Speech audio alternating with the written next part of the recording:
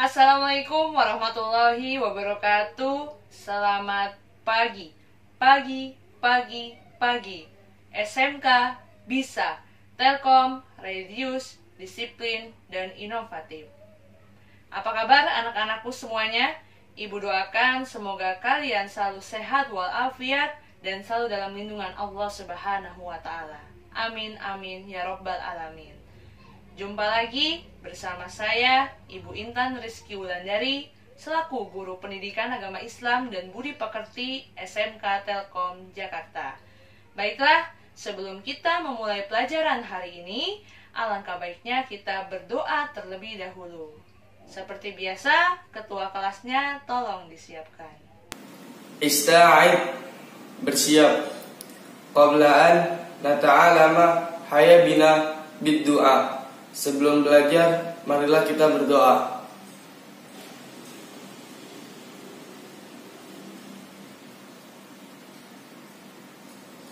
Khalas, selesai. Salaman, memberi salam.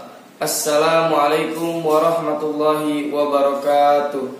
Waalaikumsalam warahmatullahi wabarakatuh. Sallallahu wasallaman ala nabi sayyidina Muhammadin wa alihi wa sahbihi ajma'ina.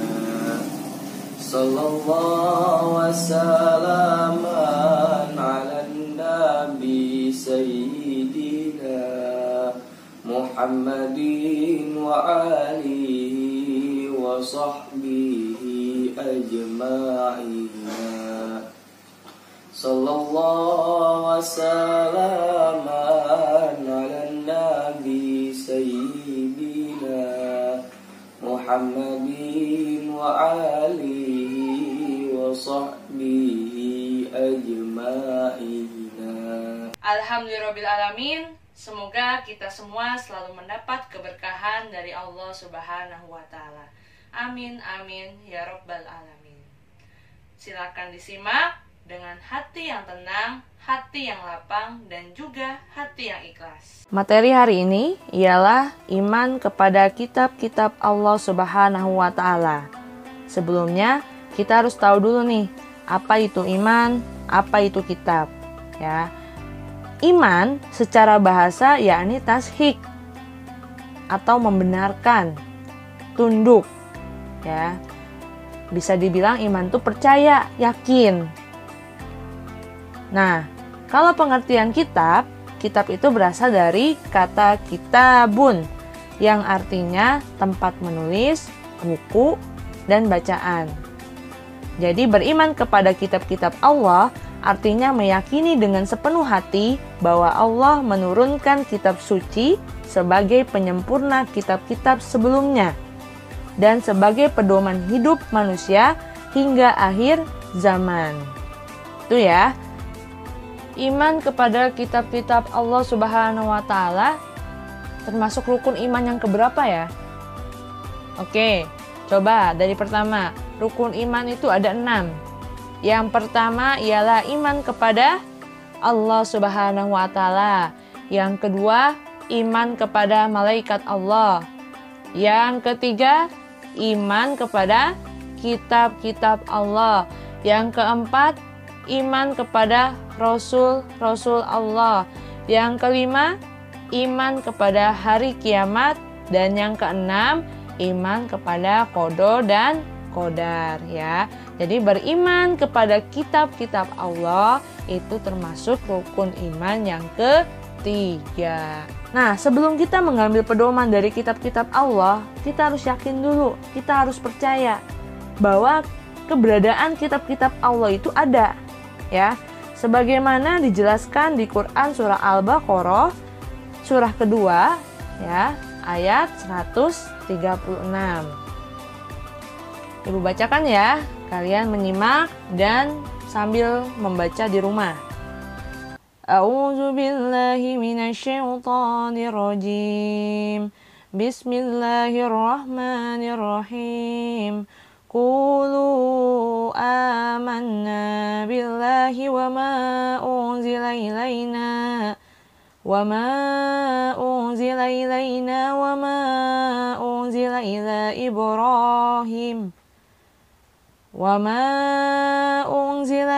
Ibrahim wa Ismail wa Ishaq wa Yaqub wal asbati wa ma utiya Musa wa Isa wa ma utiya an-nabiyyuna min rabbihim la nufarriqu baina ahadin minhum wa nahnu lahu muslimun. Shadaqallahul azim. Yang artinya, katakanlah, hai orang-orang mukmin, kami beriman kepada Allah dan apa yang diturunkan kepada kami dan apa yang diturunkan kepada Ibrahim, Ismail, Ishak, Yakub, dan anak cucunya, dan apa yang diberikan kepada Musa dan Isa, serta apa yang diberikan kepada nabi-nabi dari Tuhannya. Kami tidak membeda-bedakan seorang pun di antara mereka, dan kami hanya tunduk patuh kepadanya. Ya, jadi itu setiap orang dituntun untuk meyakini keberadaan kitab-kitab Allah sebelum mengambil pedoman darinya. Ya, oke. Ini selanjutnya, ya. Allah menurunkan 4 kitab. Ya, apa saja? Kita lihat nih. Ada kitab Taurat, ya. Kitab Taurat ini diturunkan kepada Nabi Musa alaihi salam. Yang kedua, kitab Zabur. Zabur ini diturunkan kepada Nabi Daud alaihi salam. Yang ketiga, kitab Injil. Kitab Injil ini diturunkan kepada Nabi Isa alaihi salam. Dan yang terakhir ialah Al-Quran. Ya, Al-Quran diturunkan kepada Nabi Muhammad SAW. Ya, jadi tidak ada kitab lagi selain Al-Quran. Ya, Al-Quran itu sebagai penyempurna dari kitab-kitab yang lainnya seperti Injil, Zabur, dan Taurat. Oke, kita bahas kitab yang pertama dulu ya. Kitab yang pertama ialah Taurat. Taurat ini diturunkan kepada Nabi Musa alaihi salam. Kitab ini diturunkan di Bukit Tursina di daerah Mesir. Bahasa dari kitab Taurat menggunakan bahasa Ibrani. Oke, paham ya sampai sini ya? Selanjutnya kita akan tahu tentang isi dari kitab Taurat. Ya, yang pertama, isi dari kitab Taurat ialah kewajiban meyakini keesaan Allah Subhanahu wa taala. Yang kedua, larangan menyembah berhala. Apa itu berhala? Berhala ialah patung. Yang ketiga, larangan menyebut nama Allah dengan sia-sia. Yang keempat, perintah mensucikan hari Sabtu, hari Sabat. Ya. Dan yang kelima ialah perintah menghormati kedua orang tua. Tuh, kita bisa lihat sendiri. Di dalam kitab Taurat, ya, Allah sudah menurunkan, Allah sudah memerintahkan bagaimana kita harus menghormati kedua orang tua. Ya. Maka dari itu, kita tidak boleh durhaka terhadap orang tua kita. Ya, ridallahu fi ridau walidain wa suktullahu fi sukti walidain. Yang artinya ridha Allah itu tergantung ridhonya kedua orang tua dan murkanya Allah tergantung kepada murkanya orang tua kita. Yang kedua, kitab Zabur. Kitab Zabur ini diturunkan kepada Nabi Daud alaihi salam di daerah Yerusalem atau Israel menggunakan bahasa Kipti. Jadi isi kitab Zabur itu kumpulan mazmur. Apa itu mazmur? Mazmur itu nyanyian, pujian rohani yang dianggap suci kepada Allah atas segala nikmat yang telah dikaruniakannya. Isinya apa aja? Bukan cuma sebatas nyanyian, ya. Tapi ada isi yang dinyanyikan. Yang pertama ialah ajaran tauhid. Yang kedua kata-kata hikmah. Dan yang ketiga ialah nasihat-nasihat kebaikan, ya. Jadi bukan hanya pujian rohani doang, bukan nyanyi-nyanyian doang, ya.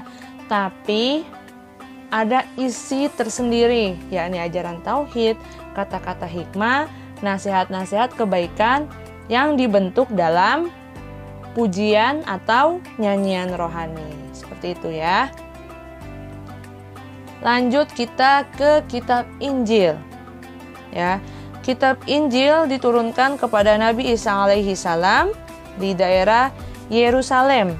Ya, sama ya, daerah Israel. Bahasanya menggunakan bahasa Suryani. Nah, isi dari kitab Injil ialah sebagai berikut. Yang pertama, perintah mengesahkan Allah Subhanahu wa taala. Yang kedua, ajaran yang menyempurnakan kitab Taurat. Ya, jadi kitab Taurat disempurnakan lagi oleh kitab Injil. Yang ketiga, ajaran agar hidup sederhana dan menjauhi sifat tamak, ya, rakus. Dan yang terakhir, menjelaskan di kitab Injil itu sudah dijelaskan bahwa kelak akan datang Rasul setelah Nabi Isa alaihi salam. Yakni siapa? Nabi Muhammad sallallahu alaihi wasallam. Ya, itu isi dari kitab Injil. Yang terakhir ialah Al-Quran. Al-Quran diturunkan kepada Nabi Muhammad SAW di kota Mekah dan Madinah, ya, di Saudi Arabia. Al-Quran menggunakan bahasa Arab. Isi dari Al-Quran ada 5. Yang pertama ialah akidah. Apa itu akidah? Akidah itu tauhid kepada Allah, tidak menyekutukan Allah, hanya percaya sama Allah, hanya yakin bahwa Allah itu hanya satu, ya, tidak beranak dan juga tidak diperanakan. Yang kedua ialah akhlak. Akhlak itu ialah tingkah laku, tetapi tingkah laku tersebut harus dilakukan secara berulang-ulang. Tidak cukup hanya sekali. Lalu ibadah. Ibadah itu bentuk ketaatan yang dijalankan atau dikerjakan untuk mendapatkan ridho Allah Subhanahu wa taala. Bentuknya apa? Bentuknya ialah ibadah, sebagaimana ada di rukun Islam. Yang pertama ialah membaca 2 kalimat syahadat. Yang kedua, mengerjakan sholat. Yang ketiga, membayar zakat. Yang keempat, berpuasa di bulan Ramadan. Dan yang kelima ialah pergi haji jika mampu. Ya, itu bentuk ibadah dalam implementasi rukun Islam. Yang keempat ialah muamalah. Muamalah ini ialah peraturan-peraturan mengenai tiap-tiap yang berhubungan dengan urusan dunia. Seperti apa? Contohnya, perdagangan, perkawinan, dan yang lain sebagainya. Yang terakhir ialah tarik. Tarik itu ialah sejarah atau kisah cerita mengenal orang-orang yang terdahulu yang mendapatkan kejayaan akibat taat kepada Allah Subhanahu wa taala. Dan ada juga yang mengalami kebinasaan akibat tidak taat kepada Allah Subhanahu wa taala, ya. Jadi kelima itu akidah, akhlak, ibadah, muamalah, tarik, isi pokok dalam ajaran Al-Quran. Selain kelima ajaran pokok dalam Al-Quran, ada akidah, akhlak, ibadah, muamalah, dan tarik. Ada beberapa keutamaan dibanding dengan kitab yang lain.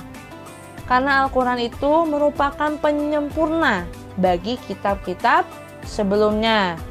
Ya. Sebagaimana yang pertama, isinya lengkap dan sempurna. Al-Quran itu mengatur hidup di akhirat kelak.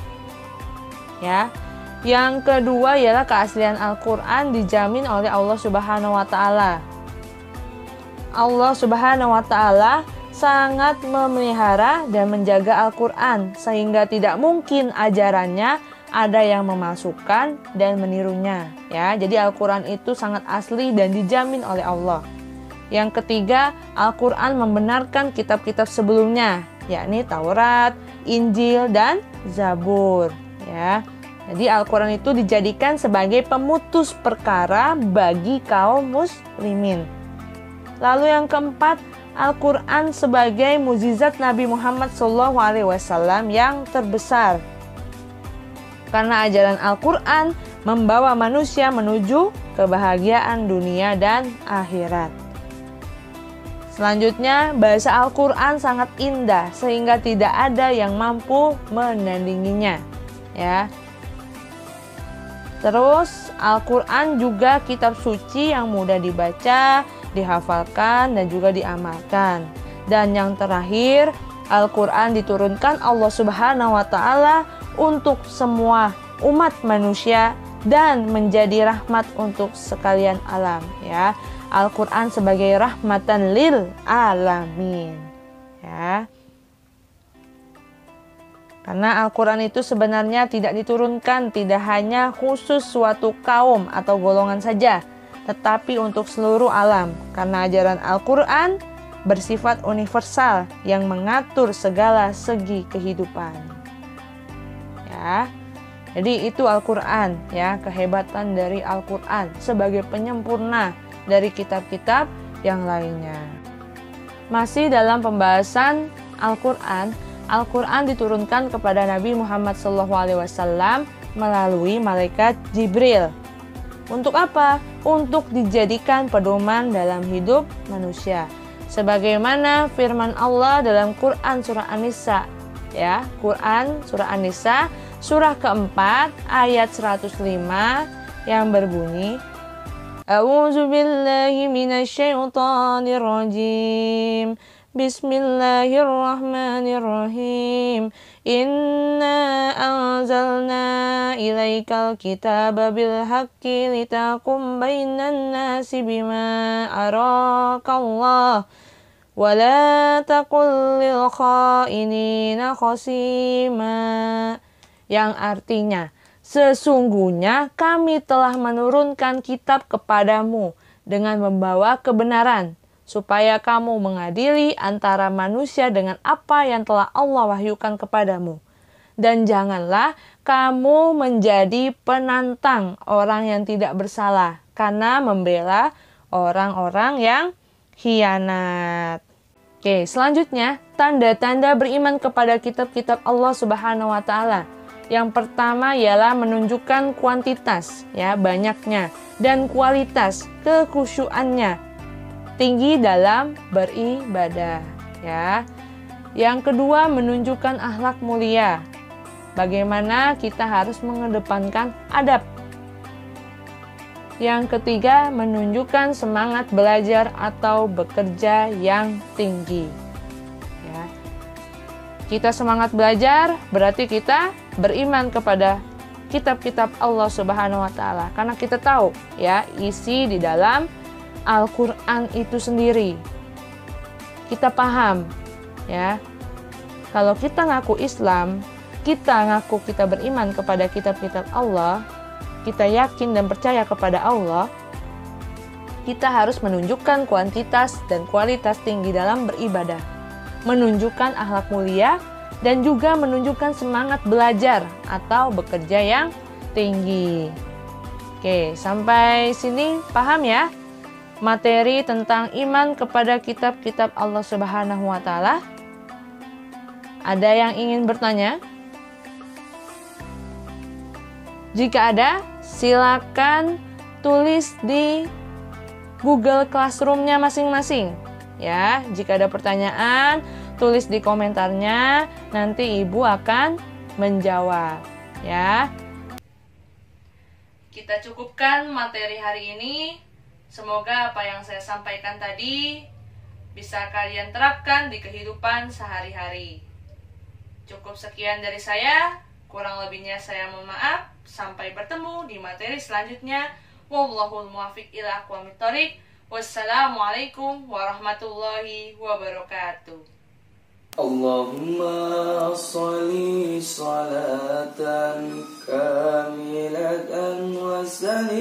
سلمان تامان على سيدنا محمد الذي تنهل به العقل وتنفرج به الكرب وتقضى به الحوائج وتنال به رغائب وحسن الخواتيم ويستسقى الغمام بوجهه الكريم وعلى آله وصحبه في كل لمحة ونفس بعدد